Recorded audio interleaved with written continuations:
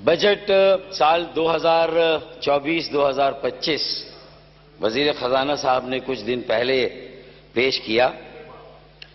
میرا پہلا تبصرہ تو اس بجٹ کو دیکھ کے باوجود اس امر کے کہ میں خود ایک ایسی جماعت سے تعلق رکھتا ہوں جو کہ حکومت کی حلیف جماعت ہے، لیکن ہمارے درمیان جو سمجھوتا یا انڈرسٹینڈنگ ہے اس میں کہیں پر ہم ایک دوسرے کو اس بات پر نہیں روکتے کہ جو راست بات ہے، جو سچ اور حق بات ہے، اسے برملا کہا جائے۔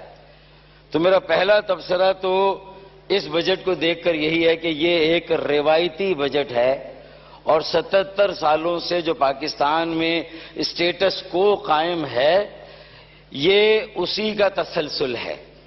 اس کی کوکھ سے اسٹیٹس کو جنم لیتا ہے اور اسٹیٹس کو کی کوکھ سے اس طرح کا روایتی بجٹ جنم لیتا ہے۔ ایکسکیوز ہے آپ کے پاس کہ فسکل اسپیس کم تھی اور قرضوں کے بوجھ تلے آپ کی معیشت دبی ہوئی ہے، اس بات کو میں مانتا ہوں، لیکن ویئر دیر از اے ول دیر از اے وے۔ اگر راستہ نکالنا چاہیں تو کم از کم اس اسٹیٹس کو سے میں نجات مل سکتی ہے کہ بہرحال اپنا حال ایک جیسا ہے، 77 سالوں سے ہر ایک سال ایک جیسا ہے، کسی بھی رنگ میں رنگ خزاں نہیں جاتا، یہاں زرد ہرا لال ایک جیسا ہے۔ تو یہ ایک روایتی بجٹ ہے، 77 سالوں سے جو بجٹ آتے رہے اسی کا ریپلیکا ہے۔ یہاں تک کہ پی ٹی آئی کے دور کے جو 4 بجٹ تھے وہ چاروں بجٹ بھی اسی اسٹیٹس کو کا آئینہ دار تھے جس اسٹیٹس کو کا آئینہ دار یہ سال 2024 اور 2025 کا بجٹ ہے۔ جناب والا، میں سمجھتا ہوں کہ 77 سالوں تک تو ہم نے یہ کھلواڑ کر لیا کہ عوام کو ایک طرف رکھ کے اپنی مرضی کے بجٹ بنائے، لیکن میرے خیال میں اب بات اس نہج پر پہنچ گئی ہے کہ اگر اب ہوش کے ناخن نہ لیے گئے، اب ایک عوام دوست، معیشت دوست، کاروبار دوست بجٹ نہیں بنایا گیا بلکہ اسی طرح کا ایک روایتی بجٹ پیش کیا گیا اور پاس کیا گیا، تو میں سمجھتا ہوں کہ اب یہ ملک کی بقا اور سلامتی کے لیے اگر سب سے سنگین کوئی خطرہ ہے تو یہ روایتی بجٹ کا تسلسل ہے۔ اب ہمیں یہاں پر ٹھہر کر سوچنا ہوگا کہ کیا ہم اسی طرح عمرہ کو، رؤسا کو، بڑے وڈیروں، بڑے جاگیرداروں اور بڑے زمینداروں کو ان کی براہ راست آمدنی پر چھوٹ دیتے رہیں، ان سے کوئی ٹیکس وصول نہ کریں، آئین میں انہیں item number 7 federal legislative list میں یہ استثناء دیتے رہیں کہ every taxable income must be tax except for agriculture. جناب والا، ایگریکلچر کا کنٹریبیوشن پاکستان کی معیشت میں 23% ہے، اور 23% میں جو ہماری کراپس ہیں، ہماری فصلیں ہیں، ان کی اگر آپ مالیت لگائیں، ان کا اگر جی ڈی پی میں جو کنٹریبیوشن ہے وہ لگائیں، اور ٹیکس میں اگر اس شعبے سے صرف 1% کا ٹیکس اگر آتا ہے تو میں سمجھتا ہوں کہ جب تک آپ اس اتنی بڑی ناانصافی کو ختم نہیں کریں گے، جب تک آپ اتنے بڑے ظلم کو ختم نہیں کریں گے اور تنخواہ دار طبقہ اور صرف تنخواہ دار طبقے پر ہی ٹیکس کی بھرمار لگاتے رہیں گے، تو میں سمجھتا ہوں کہ اب آپ کو یہ فرق کرنا ہوگا اس وقت کہ آپ ایک حد سے زیادہ اوور ٹیکسڈ اکانومی اور رانگلی ٹیکس اکانومی میں اور ایک گروتھ اورینٹڈ اکانومی میں کوئی فرق کرنا چاہتے ہیں نہیں۔ پوری دنیا ٹیکس فری رجیم پہ جا رہی ہے، پوری دنیا ٹیکسوں عام مڈل کلاس پر، ایک غریب آدمی پر، ایک تنخواہ دار طبقے پر ٹیکس کی شرح کو کم کیا جاتا ہے. اور ٹیکس وصول کہاں سے کیا جاتا ہے؟ جو آپ کے براہ راست آمدنی کے ذرائع ہیں وہاں پر ٹیکس لگایا جاتا ہے. تو اسپیکر صاحب، مسئلہ یہ ہے کہ بجلی کی قیمتوں میں اور بلوں میں آپ خوفناک اضافہ کرتے رہیں. گیس نہ آئے لیکن گیس کے بل آئے، بجلی نہ آئے بجلی کے بل آئیں، پانی کا بحران الگ. روزانہ میری بہنوں، میری بیٹیوں کو پاکستان کے تقریباً مڈل کلاس اور لوور کلاس طبقے سے تعلق رکھنے والے کو آئے دن تنگ کرتا ہے. اسپیکر صاحب، میرا صرف یہ کہنا ہے، بجلی کے بل، گیس کے بل اور پھر ان کی لوڈ شیڈنگ، پھر پانی کا بحران، یہ بنیادی مسائل ہیں. مہنگائی، بے روزگاری، یہ پاکستان کے عوام کے بنیادی مسائل ہیں. جو کاسٹ پرائس انڈیکس ہے، جو مہنگائی کی شرح ہے، وہ 20 سے 40% ہے. جو ان امپلائمنٹ کی شرح ہے وہ بھی تقریباً 15% ہے. آپ کی بڑی بڑی ملیں بند ہو رہی ہیں، آپ کا کیپٹل فلائی کر رہا ہے، یہاں سے سرمایہ جا رہا ہے، چاہے 2022 سے پہلے کا سرمایہ گیا ہو یا 2022 کے بعد سرمایہ گیا ہو. 12 لاکھ نوجوان ہمارا یہ برین ڈرین ہوا ہے جو پاکستان چھوڑ کر اب دوسرے ممالک میں جا کر چھوٹی جابز کر کے، بلو کالر جابز کر کے کسی طرح گزارا کر رہے ہیں، کیونکہ وہ کم از کم ان کی عزت نفس کو پروٹیکٹ کرتا ہے. یہاں عام آدمی کی عزت نفس کو روزانہ کچوکے لگائے جاتے ہیں. اسپیکر صاحب، مہنگائی، بے روزگاری کا افریت اگر اسے قابو میں نہ کیا گیا، اس کے جن کو واپس بوتل میں بند نہ کیا گیا، کوئی 60 لاکھ لوگ ایک سال میں صرف بے روزگار ہوئے ہیں. 2.5 کروڑ لوگ خط غربت سے نیچے گئے ہیں گزشتہ 2 یا 3 سالوں کے اندر.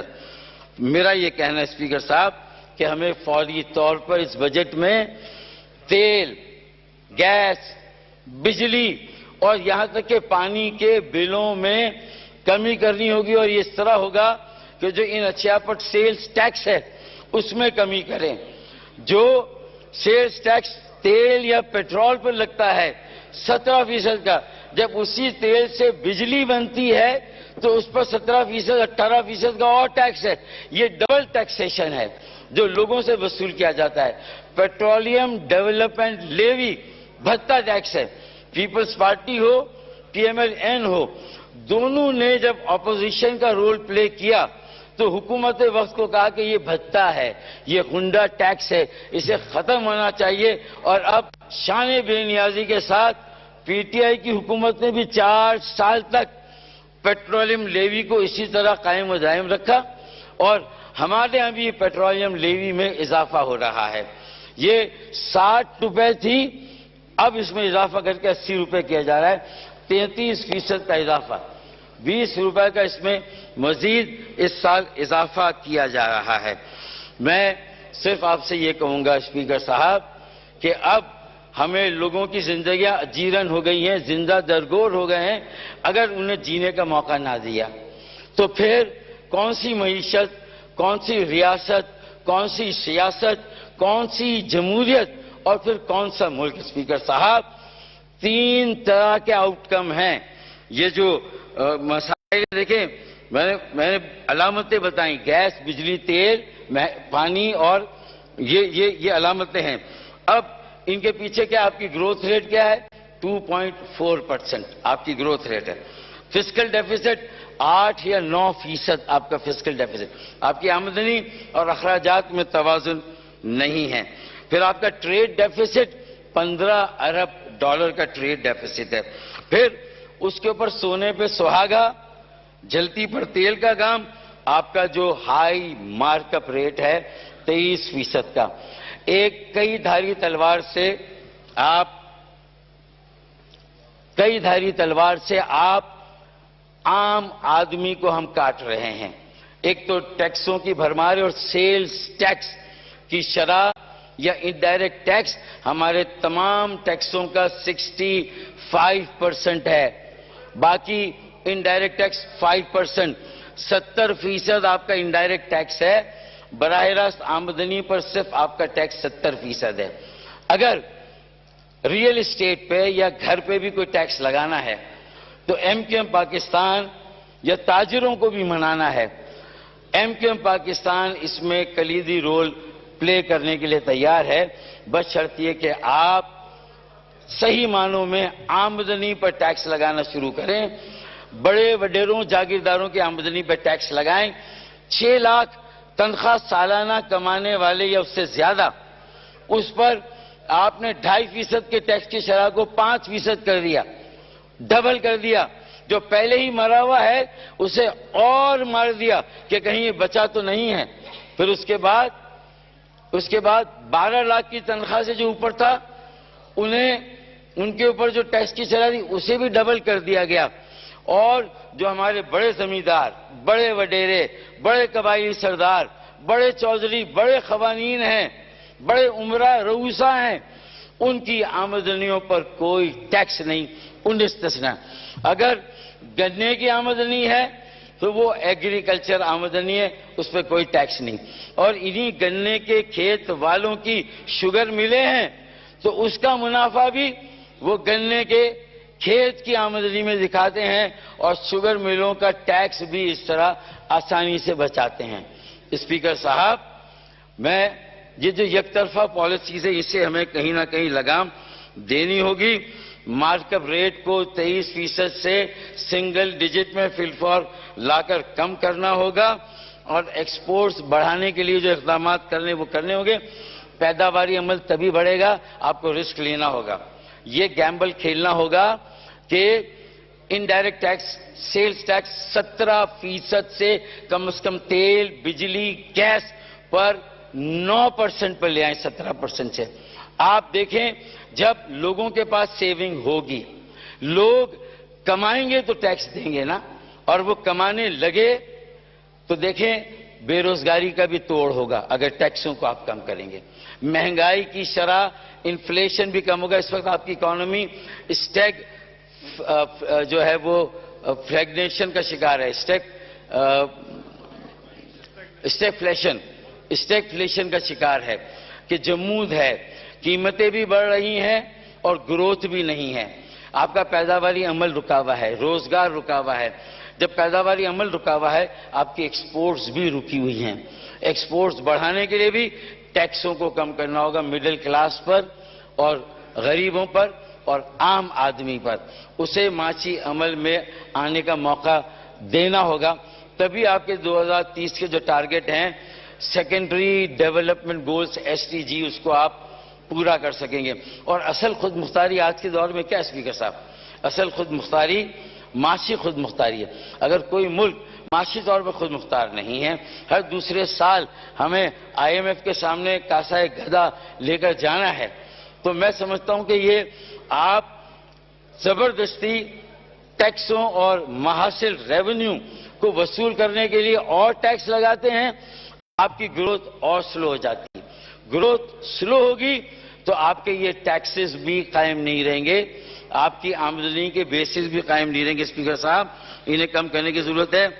پھر 2008 کے بعد NFC نہیں ہوا. NFC PDM 1 نے بھی نہیں دیا، PDM 2 نے بھی ابھی تک نہیں دیا. لیکن PTI کی بھی 4 سال کی حکومت میں NFC پر کوئی نظر ثانی نہیں کی. جو ایک امبیلنس ہے صوبوں اور مرکز کے وسائل کے درمیان، اگر اسے بیلنس نہیں کریں گے، اگر یہ ذمہ داریاں آپس میں تقسیم نہیں کریں گے، CCI میں یا NFC میں یہ چیزوں کو لے جا کے ریویو نہیں کریں گے، تو میں سمجھتا ہوں کہ پھر آپ کا مرکز بے اثر سے بے اثر ہوتا چلا جائے گا. ڈیٹ سروسنگ کرے گا، افواج پاکستان کے اخراجات پورے کرے گا، اور اپنے عللے تللے تعیشات جو ہیں جو ایکسپینڈیچر کے نام پر ہو رہے ہیں اس میں بھی ورلڈ بینک کی رپورٹ کو نہیں ایڈپٹ کیا گیا. ورلڈ بینک کی رپورٹ آپ کی کنسلٹیشن سے بنی تھی کہ ایکسپینڈیچر کس طرح کم ہوں گے.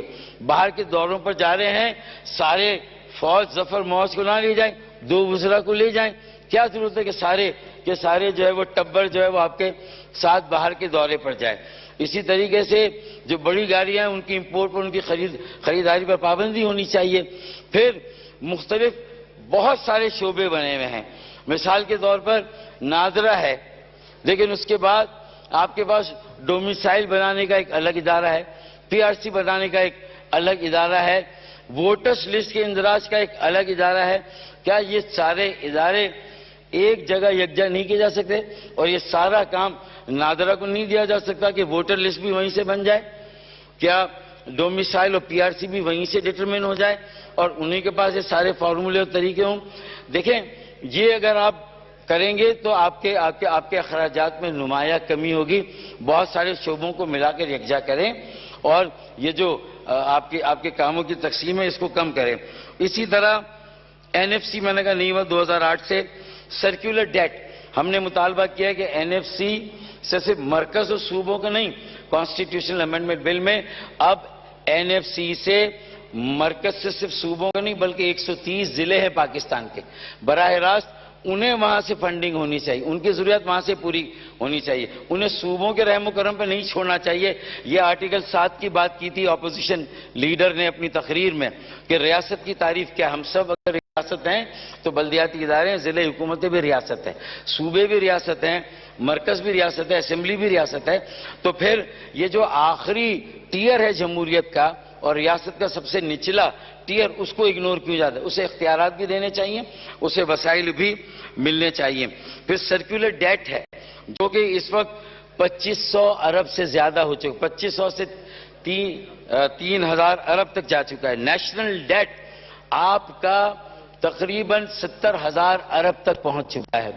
اسے آپ کس طرح ادا کریں گے؟ ڈیٹ مینجمنٹ کا کوئی روڈ میپ نہیں ہے. یہ بجٹ آپ کی معاشی پالیسی کا آئینہ دار ہو. آپ کو تو اپنے شارٹ ٹرم, میڈیم ٹرم اور لانگ ٹرم تینوں فیزز دینے تھے کہ ڈیٹ مینج کیسے کریں گے, سرکولر ڈیٹ کیسے مینج کریں گے. پھر پبلک پرائیویٹ پارٹنرشپ کے تحت آپ کی جو پبلک سیکٹر انٹرپرائزز ہیں وہ کیسے پبلک پرائیویٹ پارٹنرشپ کے ذریعے جو ہے وہ دی جائیں گی. اس کا جو پیسہ آئے گا وہ کہاں پر خرچ ہوگا, اس کا پیسہ ڈیٹ مینجمنٹ میں خرچ کریں. اب ڈیڈیکیٹ کریں سارے پیسے کو. جو آمدنی کے ذرائع ہیں جو نئے ہیں ان کو آپ مین پول کی آمدنی میں مت شامل کریں. اگر آپ نے مین پول کی آمدنی میں شامل کیا تو پھر وہ بے صرفہ جو غیر ضروری اخراجات ہیں اسی طرح وہ پیسے خرچ ہوں گے. تو جہاں سے آمدنی ہے اس کو ڈیڈیکیٹ کریں. اگر بحریہ ٹاؤن کی زمینیں ایکسٹرا دی گئی تھیں اور 500 ارب روپے یا 700 ارب کی پینلٹی لگی اور اس سے کئی سینکڑوں ارب سپریم کورٹ کے پاس ہیں, تو یہ پیسے کراچی کے انفراسٹرکچر ڈیولپمنٹ کے لیے اب مخصوص ہونے چاہیے. 15 سالوں سے کراچی کو پانی نہیں دیا گیا, ایک اضافی بوند پانی نہیں ملا. اب 15 سال میں یہ پانی اگر آپ نہیں دیں گے, K4 کا منصوبہ ڈول ڈرمز میں جو ہے وہ آپ کی کھٹائی میں پڑا ہوا ہے. تو اسپیکر صاحب, اگر یہ پانی کا منصوبہ آگے نہیں بڑھا, سرکولر ٹرین کا منصوبہ, اور جو رقم رکھی گئی ہے اس بار, کچھ آنسو پہنچے گئے ہیں, تھوڑی رقم رکھی گئی ہے لیکن وہ خطیر رقم نہیں ہے. کم از کم 50 سے 100 ارب روپے پانی پہ رکھنے چاہیے. 25 ارب روپے سے سرکولر ٹرین کے منصوبے کے لیے پیسے رکھنے چاہیے. نکاسی آب اور سینیٹیشن کو ریویمپ اور ماڈرنائز کرنے کے لیے بھی پیسے اور رقم مخصوص کی جانی چاہیے اور اسے بھی رکھی جانی. اور یہ صرف کراچی نہیں, حیدرآباد, سکر, میرپور خاص, نواب شاہ, لاڑکانہ اور لاہور, پشاور, کوئٹہ, فیصل آباد, ملتان, یہ پاکستان کے جو 130 اضلاع اہم اور بڑے شہر ہیں ان کو یہ رقم دی جانی چاہیے. براہ راست فنڈنگ مرکز سے ان کی ہونی چاہیے, این ایف سی سے. اسپیکر صاحب, اب آپ آئیں, F D I foreign direct investment کتنی ہوئی ہے؟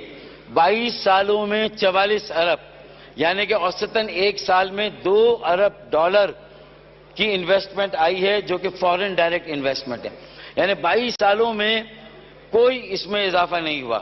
ہر سال 2 ارب ڈالر جو ہے وہ آپ کو باہر سے آتے ہیں ایف ڈی آئی, اور اس میں بھی کچھ پورٹ فولیو انویسٹمنٹ ہے جو سٹاک مارکیٹ میں چل جاتی ہے. لیکن یہ جو کیپٹل گین ٹیکس کی شرح کو آپ بڑھا رہے ہیں تو آپ اپنے سٹاک مارکیٹ کو بھی, کیپٹل مارکیٹ کو بھی فرسٹریٹ کریں گے.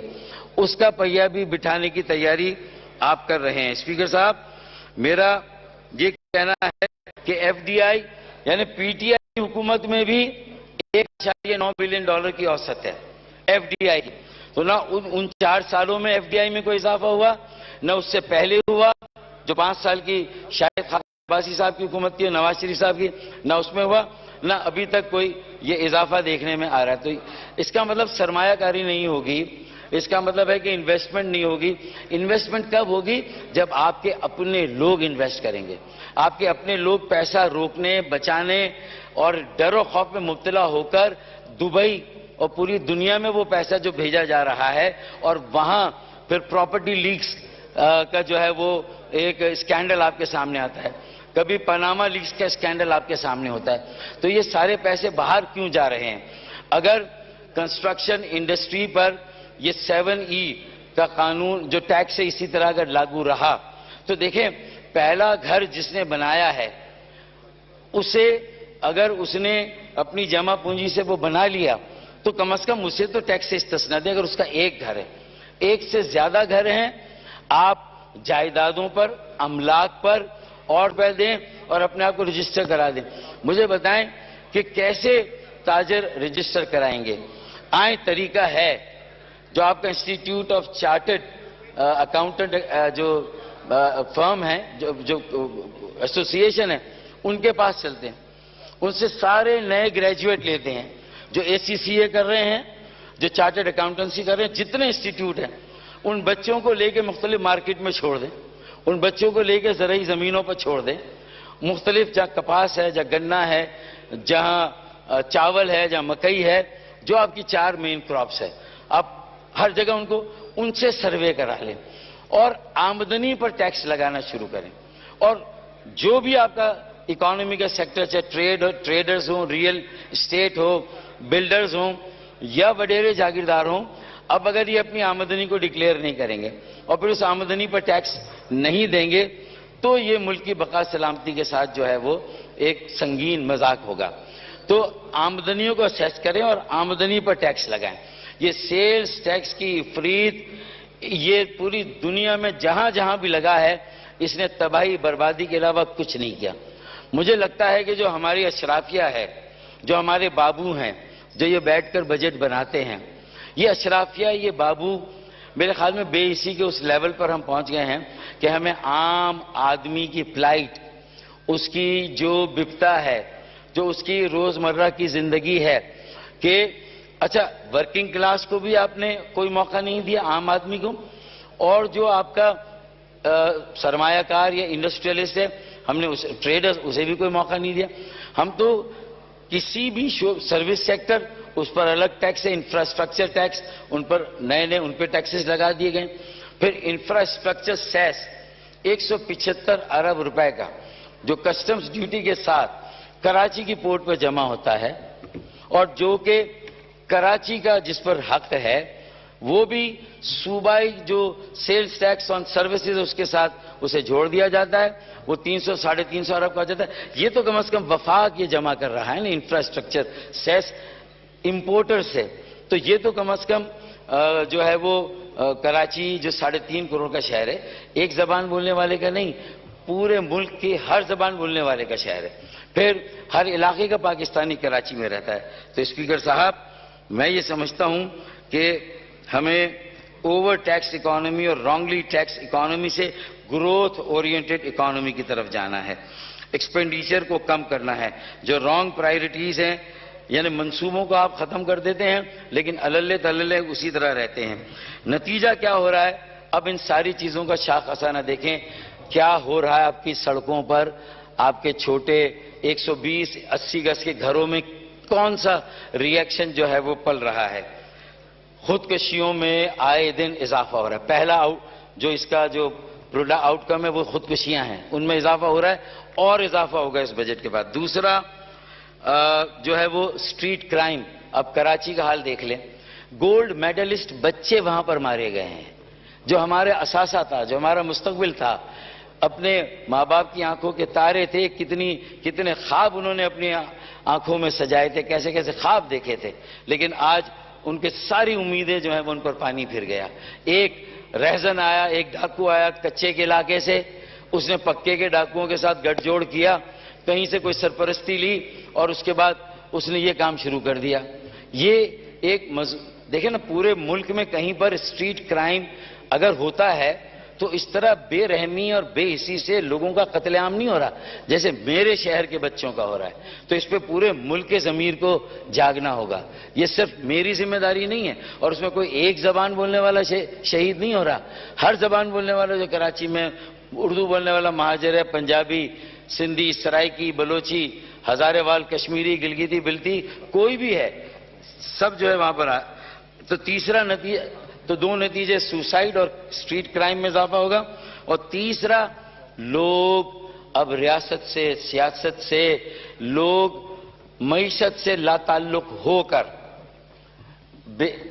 احساس محرومیت، احساس بیگانگی میں جا رہا ہے، اور وہ ایلینیٹ ہو رہے ہیں، اور یہ بغاوت کی طرف ان کا رجحان جا رہا ہے۔ جیسا آزاد کشمیر مظفر آباد میں ہوا، کراچی ڈرے اس وقت سے کہ جب کراچی میں، لاڑکانہ میں، پشاور، کوئٹہ، لاہور میں اور ملتان میں اس طرح کے مناظر جو ہیں وہ سامنے آنے لگے۔ لوگ سڑکوں پر بیٹھ جائیں، انہیں نہ ملک سے واسطہ ہو، نہ ریاست سے واسطہ، نہ آئین سے، نہ قانون سے، جب ان سے ان کا زندہ رہنے کا حق ہی چھین لیا تو پھر ملک دشمنی پر اگر وہ آمادہ ہوں، ملک دشمنی پر مبنی نعرے لگائیں تو پھر آئین اور قانون ان کی کیسے گرفت کرے گا؟ میرے خیال میں انہیں زندہ رہنے کا حق دیں، انہیں آئین میں اور قانون میں جو ان کا حق ہے وہ دیں، تو پھر جو ہے وہ آئین اور قانون ان پر آپ لاگو کریں۔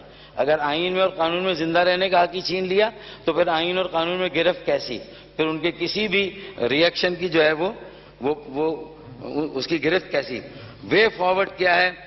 National consensus through national reconciliation, ایک قومی agenda, charter of political, social and economic stability. ساری سیاسی جماعتیں سر جوڑ کر بیٹھے، ورنہ اگر کچھ سالوں میں اگر آج یہاں کی حکومت ہے، کل ان کی اگر حکومت آ بھی گئی تو وہ سمجھتے ہیں کہ اس وقت تک جو معاشی بحران ہے وہ جو صورت اور شکل اختیار کرے گا، کیا کسی کے بس میں ہوگا؟ کوئی ایک جماعت اس ملک کے معاشی مسائل ہوں، معاشرتی مسائل ہوں، انسانی وسائل کی ترقی کے مسائل ہوں، تعلیم اور صحت کے شعبے سے جڑے مسائل ہوں، کوئی نہیں حل کر سکتا اسپیکر صاحب۔ اسی لیے کراچی چیمبر آف کامرس نے کچھ تجاویز دی ہیں، میں مختصراً آپ کے سامنے رکھ دوں کہ انہوں نے کہا ہے کہ 6 لاکھ سے جو انکم ٹیکس کی سیلنگ ہے، سالانہ آمدنی، اس کو اضافہ کر کے 12 لاکھ کر دیں۔ اس سے ایس ایم ایز اور شاید ٹریڈرز بھی رجسٹر ہو جائیں گے۔ پھر اسی طرح آپ نے 1% کا جو turnover based F T R F, جو فائنل ٹیکس ریجیم ایکسپورٹ پر 1% کا تھا، اسے 29% کر دیا ہے۔ ایک طرف آپ ایکسپورٹ بڑھانے کی بات کر رہے ہیں، تجارتی خسارہ کم کرنے کی بات کر رہے ہیں، دوسری طرف آپ اسے سٹینڈرڈ ٹیکسیشن کے ذریعے 29% کا ٹیکس لگانے کی تیاری کر رہے ہیں۔ پھر ایسا ہوگا تو ایکسپورٹرز پر سپر ٹیکس بھی لگے گا 15% کا، جو کارپوریٹ سیکٹر 35% دے رہا ہے، 15% ڈیویڈنڈ دے رہا ہے اور 15% کا سپر ٹیکس دے رہا ہے۔ تو 65% کے ٹیکس پر کیا کارپوریٹ سیکٹر چلے گا، کیا ایکسپورٹ اورینٹڈ انڈسٹری آپ کی چلے گی؟ میرے خیال میں کوئی اور اس بات کو اتنا سمجھ رہا نہ سمجھ رہا، لیکن اختیار بیگ ضرور اس بات کو مجھے یقین ہے کہ سمجھ رہے ہیں، تائید کرتے ہیں۔ بہت شکریہ۔ اچھا، پھر ایکسٹرا آرڈینری پاورز دے دیے گئے ہیں سیکشن 25 میں سیلز ٹیکس کے، دے دیے گئے ہیں ایف بی آر کے آفیشلز کو کہ مادر پیدر آزاد ہیں، جب چاہیں رات کو چھاپا مارے۔ ارے وہ انجمنیں کہتی ہیں مارکیٹ کی، یار صبح آ جاؤ، ہم تعاون کریں گے، ہماری آمدنی کو تم اسیس کر لو، ہمارے تم بجلی کی کنزمپشن کو اسیس کر لو، ہمارا جو ٹرن اوور ہے بزنس پہ فکس ٹیکس لے لو۔ وہ کہہ رہے ہیں کہ شروع اس طرح کریں، فکس ٹیکس لے لیں، اور وہ فکس ٹیکس جہاں پہلے تھا وہ بھی آپ ختم کر رہے ہیں، وہ بھی آپ ختم کر رہے ہیں۔ جیسے یہ 7E لگایا ہے تو آپ نے فکس ٹیکس کو ختم کر دیا۔ پھر جہاں جہاں استثناء دیا تھا، آپ نے ہاؤسنگ میں 100C اور 100D کے پروجیکٹس تھے 2200، ہاؤسنگ کے، اس پہ استثنا تھا، 2 سال کے ایکسٹینشن دے، وہ مکمل کیوں نہیں کر سکے؟ روپیہ ڈی ویلیو ہو گیا، امپورٹ پر قدغن لگ گئی. تو یہ ساری چیزیں تو حکومت کی پالیسی جڑی ہوئی ہے. جب حکومت کی وجہ سے وہ پروجیکٹس مکمل نہیں ہوئے تو حکومت کو اس میں ایکسٹینشن 2 سال کی دینی چاہیے، نہ کہ 7E لگا کے یا 236C میں دوبارہ ٹیکس لیں. ایک بار وہ ٹیکس دے چکے ہیں، پھر ڈبل جیوپرڈی، پھر ان کے اوپر ٹیکس. اچھا یہ تو چلیں، ایک عام آدمی نے جو بکنگ کرا لی، جو گھر بن رہے ہیں، جو مکان بن رہے ہیں، لیکن لو کاسٹ ہاؤسنگ اسکیم کہاں ہے؟ اگر انہوں نے 50 لاکھ مکانات نہیں بنائے، 1 کروڑ نوکریاں نہیں دی، تو یار آپ تو کوئی دعویٰ کرتے کہ ہم 50 لاکھ نوکریاں دیں گے اور 25 لاکھ مکانات بنائیں گے. ٹٹ فار ٹیٹ کرے نا. یہ صرف الزامات لگا کر اور اسٹیبلشمنٹ سے کون کس وقت قریب تھا، صرف یہ سیاست کر کے تو میرے خیال میں عوام کا پیٹ تو نہیں بھرے گا. آپ کے شعبے انڈسٹری اور سروس سیکٹر اور آپ کا زراعت بھی اس طرح نہیں چلے گا. میرے خیال میں بحث کو فوکس کیا جائے، ان چیزوں پر لایا جائے جس سے کہ پاکستان اپنے پیروں پہ کھڑا ہو سکے. ہمارے یوتھ کے لیے ہم کتنے قرضے دے رہے ہیں، اپنی بہنوں کو کتنے قرضے دے رہے ہیں، اور اس میں یہ BISP پروگرام جو ہے بے نظیر انکم سپورٹ پروگرام، اس کا کتنا حصہ انشاءاللہ اس سال ہم بے نظیر انکم جنریشن پروگرام میں ہم لگائیں گے. وہ گرامین بینک ہے پروفیسر یونس کا، 70 لاکھ بہنیں بیٹیاں بنگلہ دیش کی آج اپنے پیروں پہ کھڑی ہے، $5 ارب کا اضافی زر مبادلہ کما کر دے رہی ہے. پھر میں نے ابھی ہاؤسنگ سیکٹر کی بات کی تھی کہ اس پر آپ نے جو ٹیکس پہ ٹیکس لگا دیا، تو ابھی تو آپ کو جتنی پراپرٹیاں دکھی ہیں دبئی میں پاکستانیوں کی، اگلے 5 سال میں اس سے ڈبل پراپرٹیاں وہاں چلی جائیں گی. یہ کیپٹل بھی یہاں سے سارا باہر چلا جائے گا، جس طرح کے ٹیکسز لگائے گئے اور ڈیوٹیز امپوز کی جا رہی ہے.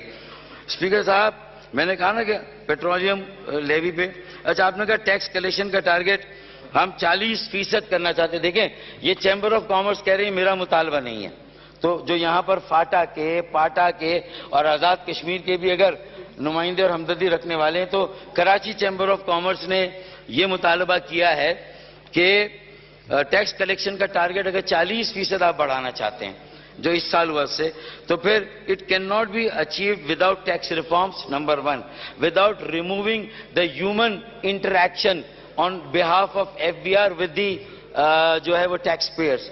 اگر اس ریشنلائزیشن آف ٹیکسز اور اس کے بعد ریفارمز آف انرجی سیکٹر کے ریفارمز اور doing away with exemptions. Cost of doing business بہت بڑھ گئی ہے. یہ جو ایگزیمپشنز ہیں وہ کہاں ہیں؟